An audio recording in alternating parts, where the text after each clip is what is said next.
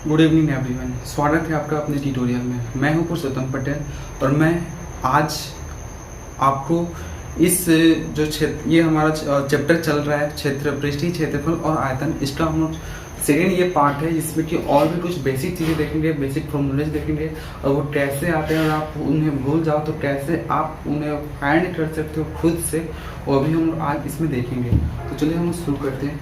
Okay, पृष्ठीय क्षेत्रफल और आयतन में हम अगला देखते हैं हम लोग क्या, और त्रिभुज का। फिर हमारे पास कोई ट्रायंगल हो जिसे हम त्रिभुज बोलते हैं, इस त्रिभुज का क्षेत्रफल, क्योंकि ये हमारा 2D है। कैसा है ये त्रिभुज हमारा जो होता है वो 2 डायमेंशनल होता है, मतलब लेंथ होते हैं, ब्रेथ होते हैं, हाइट नहीं होते। ओके, लेंथ ब्रेथ मतलब उसे 2D पर देखा जाए तो हमारे पास लेंथ और ब्रेथ ही होते हैं ना, तो उस तरह से हम यहाँ कर सकते हैं। ठीक है, तो अब त्रिभुज हमारा जो इस तरह दिखाई देता है जिसमें 3 कोण होते हैं, यहाँ पर यहाँ पर और 3 साइड होते हैं। तो इन्हीं में हमें यहाँ पर ये जानना है कि कैसे इसका हम क्षेत्रफल निकालेंगे। ठीक, तो क्षेत्रफल के लिए हमारे पास पता है क्या आता है, त्रिभुज का क्षेत्रफल। त्रिभुज का क्षेत्रफल कोई भी त्रिभुज हो उसके लिए हमारे पास फॉर्मूला आता है 1/2 इंटू आधार गुणे ऊंचाई। कोई भी अगर आपके पास त्रिभुज है उसका अगर आपके पास आधार मौजूद हो, ऊंचाई भी मौजूद हो, तो उसका आप क्षेत्रफल निकाल सकते हो। ओके, ये हमारा अगर BC आधार है तो यहाँ से A से यहाँ पर अगर इस BC पर कोई परपेंडिकुलर लाइन खींचा जाए यहाँ पर AD, तो वहां से आप कह सकते हो कि आधार और ऊंचाई के मल्टीपल को, गुणनफल को 2 से भाग दे देने पर हमारे पास इस त्रिभुज का क्षेत्रफल आ जाएगा। एक और फॉर्मूला होता है हीरोन का सूत्र। ओके, हीरोन सूत्र ये क्या होता है, तो हीरोन सूत्र होता है क्या, त्रिभुज का क्षेत्रफल निकालता है, त्रिभुज का क्षेत्रफल। तो उनका फॉर्मूला क्या होता है, root under s minus a s minus b s minus c। ये होता है जहां s बराबर क्या होता है a plus b plus c/2, मतलब a b और c को आधा कर दें, मतलब उनके जोड़ को आधा कर देने से हमारे पास जो आएगा भागफल जो आएगा वो हमारा क्या होगा, वो s का वैल्यू होगा। तो अब यहाँ पर सवाल ये होता है कि a b और c ये है क्या, a b और c ये है क्या। तो आप यहाँ पर देखो a b और c है क्या। यहाँ पर अगर कोई त्रिभुज ऐसा हो a b और c, तो a शीर्ष a के सामने वाला जो साइड है ना, ये स्मॉल a है, मतलब यहाँ से यहाँ तक ये हमारा क्या कहलाता है, स्मॉल a है। ठीक है, बड़े वाले यहाँ पर जो अगर हम a b c देते हैं तो यहाँ पर a के सामने वाला स्मॉल a, मतलब ये लेंथ को इंडिकेट करता है। ओके, ये a b c क्या है, लंबाई है त्रिभुज के। ओके, त्रिभुज के जो भुजाएं हैं उनकी लंबाई है। ये b के सामने वाले को यहाँ पर ये स्मॉल b बोलते हैं, यहाँ से यहाँ तक ये हमारा लेंथ, और c हमारा ये यहाँ से यहाँ तक ये हमारा क्या कहलाता है, स्मॉल c कहलाता है। तो उन्हीं का मतलब उनके परिमाप को आधा कर देने से, यानी कि आप कह सकते हैं कि a जो है ये हमारा क्या है, अर्ध परिमाप है, त्रिभुज का अर्ध परिमाप। यहाँ से आप ये कह सकते हो। ठीक है, वो फॉर्मूला आपके पास हो गया। त्रिभुज का एक और फॉर्मूला, वो क्या, त्रिभुज का क्षेत्रफल। अगर आपके पास निर्देशांक दिया हुआ है तो उस कंडीशन में, मतलब निर्देशांक है, मतलब यहाँ पर आपके पास ये a b c हो, यहाँ का नियामक x1 y1, यहाँ पर x2 y2, यहाँ पर x3 y3 ऐसा हो, तो आप कह सकते हैं यहाँ पर त्रिभुज क्षेत्रफल 1/2 into x1 y2 minus y3 plus x2 y3 minus y1 plus x3 y1 minus y2। यहाँ से आप फॉर्मूला अप्लाई कर सकते हो। ओके, क्योंकि ये हम ये निर्देशांक ज्यामिति में पढ़ते हैं और ये वाला क्लास 9 में इसका यूज है, इस वाले पार्ट में भी हम कहीं कहीं पर यूज है, ये देखने को मिला है। ठीक है, अब आगे हमारे पास हाँ अधिकांशतः ये क्षेत्रफल, त्रिभुज का जो क्षेत्रफल होता है हम इसके माध्यम से अप्लाई करेंगे। ये होता क्या है, अगर आप इन्हें नहीं जानते हैं तो आप ये फटाफट नोट डाउन कर लेंगे। मतलब हमारे पास त्रिभुज का क्षेत्रफल का ये 3 फॉर्मूला, ठीक है, इस तरह का हम लोग जो है इस चैप्टर के फिलहाल इसका यूज करने वाला है, क्योंकि हमारे पास ऐसा ही इंटरफेस देखने को मिलेगा। यहाँ पर ये 9th क्लास में यूज होता है, इसमें भी कहीं कहीं यूज होता है माइनर, और इसका तो निर्देशांक ज्यामिति में यूज है जहाँ पर आप पढ़ चुके होंगे इसको। ठीक है, तो उसमें मुझे ये इस फर्स्ट वाले में मुझे कुछ बताना है, इसलिए मैं नीचे वाले यहाँ पर इसको मैं डिलीट कर दे रहा हूँ। ठीक है, मेमोरी में से डिलीट। हाँ, इस पर चूंकि हम बात करने वाले हैं तो इसमें खास बात मुझे ये बात करना है कि आधार तो हमारा नीचे वाला होता है, ठीक है, लेकिन ऊंचाई में थोड़ा सा फॉल्ट होता है। ऊंचाई में कैसे, ऊंचाई कभी हो सकता है त्रिभुज के अंदर है, हो सकता है त्रिभुज के बाहर है, हो सकता है कि त्रिभुज पर ही रहे। कैसे वो, यहाँ पर आप देखो, अगर हमारे पास त्रिभुज अधिक कोण हो, अधिक कोण उसे बोलते हैं जिसमें एक कोण लगभग जो है 90 से ज्यादा हो। मतलब ऐसा, अगर हमारे पास ऐसा त्रिभुज हो तो यहाँ पर ये जो एंगल है, कोण है, इस कोण, ये जो हमारा कोण है, ये हमारा कैसा है, अधिक कोण है। अधिक कोण उसे बोलते हैं अधिक कोण। ओके, अधिक कोण उसे बोलते हैं जो 90 डिग्री से ज्यादा और 180 से छोटा। मतलब 90 और 180 के बीच वाले जितने भी कोण होते हैं वो क्या कहलाता है, वो हमारा अधिक कोण कहलाता है। मतलब 91, 92, 93 से लेकर 179 तक वो हमारा क्या कहलाता है, अधिक कोण कहलाता है। मतलब अधिक कोण त्रिभुज में यहाँ से आप जो यहाँ पर तो हम 90 डाल नहीं सकते, 90 हमारा वहां पर अंदर में नहीं बनता है, 90 हमारा ये बाहर बनता है। इसलिए करते क्या है हम, ये जो हमारा बेस है BC, इस BC को हम और आगे बढ़ाते हैं और यहाँ पर देखते हैं कि यहाँ पर जो परपेंडिकुलर जो कहाँ आ रहा है, 90 डिग्री कहाँ आ रहा है, क्योंकि हमारे पास परपेंडिकुलर के लिए 90 होना चाहिए। ठीक है, तो हमारे पास यहाँ पर हम ये देख पाए कि यहाँ पर AD जो है, ये जो हमारा ऊंचाई है, ये बाहर बन रहा है। मतलब अधिक कोण त्रिभुज अगर आपके पास है, उस कंडीशन में आपका जो शीर्ष लंब होगा, इसे हम शीर्ष लंब ही बोलते हैं। ऊंचाई को हम क्या बोलते हैं, इसको शीर्ष लंब। शीर्ष लंब कहने का मतलब शीर्ष से सामने वाले पर डाला गया लंब। ओके, शीर्ष से सामने वाले पर डाला गया लंब, ये हमारा शीर्ष लंब कहलाता है। और कोई भी त्रिभुज आपके पास हो, उस त्रिभुज में जो 3 शीर्ष लंब हो सकते हैं, एक मतलब A से ABC यहाँ पर, तो AD हमारे पास शीर्ष लंब है, ये हमारे पास BE भी शीर्ष लंब हो जाएगा। B से यहाँ पर इस वाले AC पर डाला गया अभिलंब है, और C से यहाँ से CF, यहाँ पर CF, ये CA भी हमारा क्या हो जाएगा, शीर्ष लंब हो जाएगा, मतलब ऊंचाई हो जाएगा। कहने का मतलब ये कि अगर आप बेस ये लेते हो तो उस त्रिभुज का ऊंचाई CF हो जाएगा। अगर आप बेस ये लेते हो, आधार ये लेते हो, तो BE हमारा क्या हो जाएगा, शीर्ष लंब हो जाएगा। ठीक है, मतलब कोई भी अगर आपके पास त्रिभुज है, उस त्रिभुज में आपके पास शीर्ष कितने हो जाएंगे, सॉरी शीर्ष लंब कितने हो जाएंगे, यानी कि ऊंचाई कितने हो जाएगा, 3 हो जाएगा। इस वाले पार्ट में भी ऊंचाई जो कितने होंगे, 3 होंगे। एक यहाँ पर ये मेन, एक यहाँ से ऐसे, ओके, यहाँ से तो यहाँ से जो इधर आएगा, यहाँ से इधर, कैसे इसको हम आगे बढ़ाएंगे तो यहाँ पर हमारे पास ये 90 डिग्री बन सकता है। ठीक है, क्या इसमें मैं मिटा देना, यहाँ पर कोई दिक्कत इसमें नहीं ना। मतलब त्रिभुज में जो है अंदर भी बन सकता है, बाहर भी। और यहाँ पर तो हम लोग यहाँ पर क्या देख रहे हैं, यहाँ पर बाहर देख रहे हैं, यहाँ पर अंदर। अगर हमारे पास त्रिभुज जो है समकोण त्रिभुज हो, कैसा समकोण, तो ये हमारा बेस होता है और ये हमारा हाइट होता है। ये तो आप पढ़ ही चुके हैं। ABC हो तो ये हमारा क्या होता है, 90, क्योंकि सामने वाले पर 90 का कोण।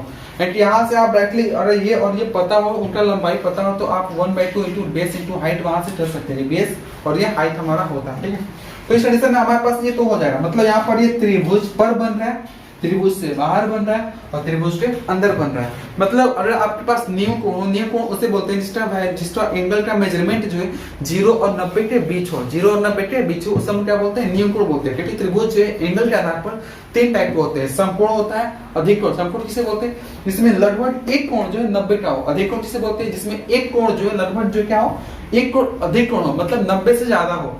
और न्यू कोण किसे बोलते हैं, जिसमें हर एक कोण जो है वो 90 से कम हो, 90 से कम। ओके, तो हमारा क्या होता है, न्यू कोण होता है।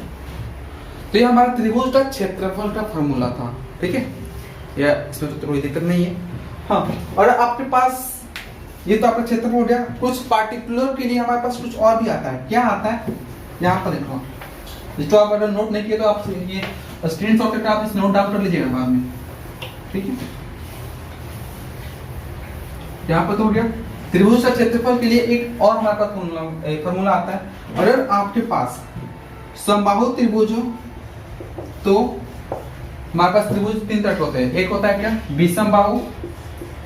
विषम बाहु मुझे, मैं उम्मीद करता हूँ कि आपको ये पता होगा। विषम बाहु उसे बोलते हैं जिसमें कि सबका जो क्या हो, अलग अलग हो, 3 4 और यहाँ पे 6 लेते हैं। 3 4 6 मतलब हर एक जो क्या हो, साइड हो, ये बराबर ना हो, तो हम विषम बाहु बोलते हैं। ठीक है, अगर सबके सब बराबर हो तो हम क्या बोलते हैं, समबाहु। यानी कि ABC और ये सबके सब बराबर हो 5 5 5 सेंटीमीटर, ये क्या हो जाएगा, मान लीजिए समबाहु हो जाएगा। और एक और आता है क्या, समद्विबाहु, जिसके 2 साइड बराबर हो, जिसके 2 साइड बराबर हो, यानी कि यहाँ से ये और ये बराबर हो, यानी कि यहाँ पर ये 6 6 और यहाँ पे ये 7 हो, तो इससे हम क्या बोलेंगे, ये समद्विबाहु। समद्विबाहु त्रिभुज, मतलब सम मतलब बराबर, द्वि मतलब 2, बाहु मतलब भुजा, मतलब 2 भुजा बराबर, उससे हम क्या बोलेंगे, समद्विबाहु। सभी भुजा बराबर तो समबाहु, समबाहु क्या बोलते थे, समबाहु। और जैसे कोई भुजा बराबर ना हो हम लोग विषम बाहु होते हैं। और आपके पास समबाहु आ जाए और बोले यहाँ पर समबाहु त्रिभुज का क्षेत्रफल, इसका आप फॉर्मूला बताओ। तो उस कंडीशन में हमारे पास क्या हो जाता है, उस कंडीशन में हमारे पास क्या हो जाएगा फॉर्मूला। और आपके पास समबाहु त्रिभुज हो और समबाहु त्रिभुज में हमें पता है कि सारे साइड जो होते हैं, भुजाएं जो होते हैं वो बराबर होते हैं। मतलब हमारे पास ये ऐसा हो A B C, ये 5 5 5, मतलब हमारे इस साइड को अगर हम A माने तो उसके लिए हमारे पास फॉर्मूला पता है कि 3/4 गुणे भुजा स्क्वायर। ठीक, ये हमारा क्या होता है, समद्विबाहु त्रिभुज। समबाहु त्रिभुज का क्षेत्रफल ये कैसे आता है, ये पता है क्या, नहीं पता है तो आप यहाँ पर देखो ऐसे हम सकते हैं। जैसे मान लीजिए यहाँ पर एक त्रिभुज आपके पास हो समबाहु, किसी प्रत्येक भुजा क्या हो ए हो, यहाँ पर ABC, यहाँ पर ए और ए हो, और यहाँ पर हमारे पास शीर्ष लंब AD हो, तो यहाँ पर 90 है, तो ये हमारे पास क्या हो जाएगा, कर्ण हो जाएगा। और यहाँ वाला ये हमें पता है कि शीर्ष लंब जो है इस सामने वाले को 2 इक्वल पार्ट में बांटता है। 2 इक्वल पार्ट में बांटने का मतलब ये अगर A है तो ये हमारे पास कितना हो जाएगा, A/2 हो जाएगा। तो यहाँ से AD का हम तो वैल्यू निकाल नहीं सकते, ये AD हमारे लिए क्या हो जाएगा, रूट अंडर क्या, कर्ण का स्क्वायर माइनस आधार का स्क्वायर, यानी कि A का स्क्वायर, कर्ण स्क्वायर माइनस A/2 का होल स्क्वायर। यानी कि यहाँ से कर सकते हैं A स्क्वायर क्या, A स्क्वायर माइनस ये A²/4, यहाँ से हमारे पास ये एलसीएम हो जाएगा 4A स्क्वायर माइनस A²/4, यानी कि यहाँ पर ये कह सकते हैं ये ऊपर में बच जाएगा कितना, 3A²/4, और यहाँ से बाहर निकाला जाए तो √3 अंदर ही रह जाएगा, A यहाँ से बाहर आ जाएगा, यहाँ पर ये 4 का 2 होता है। तो इतना आ गया हमारे पास क्या, ऊंचाई आ गया, क्या आ गया, ऊंचाई। तो यहाँ तक पर हमें नॉर्मल का पता है कितना होता है, 1/2 इंटू बेस इंटू हाइट होता है, बेस इंटू हाइट। तो 1/2 बेस यहाँ पर कितना है, यहाँ से यहाँ तक, यहाँ से यहाँ तक ये कितना था, यहाँ पर A था, तो A इंटू हाइट यहाँ पर कितना आ गया, √3A/2। यहाँ पर ये मल्टीप्लाई करने पर √3/4 इंटू A², इतना हो गया हमारे पास, हो गया ना।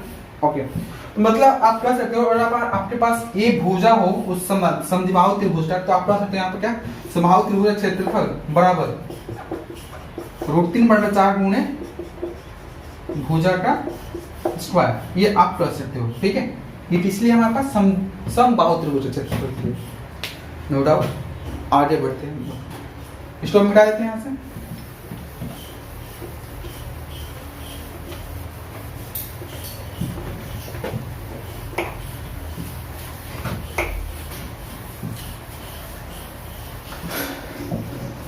अब याद करना मोस्ट इंपोर्टेंट, इस सेशन का सबसे खास बात क्या है, वहां पर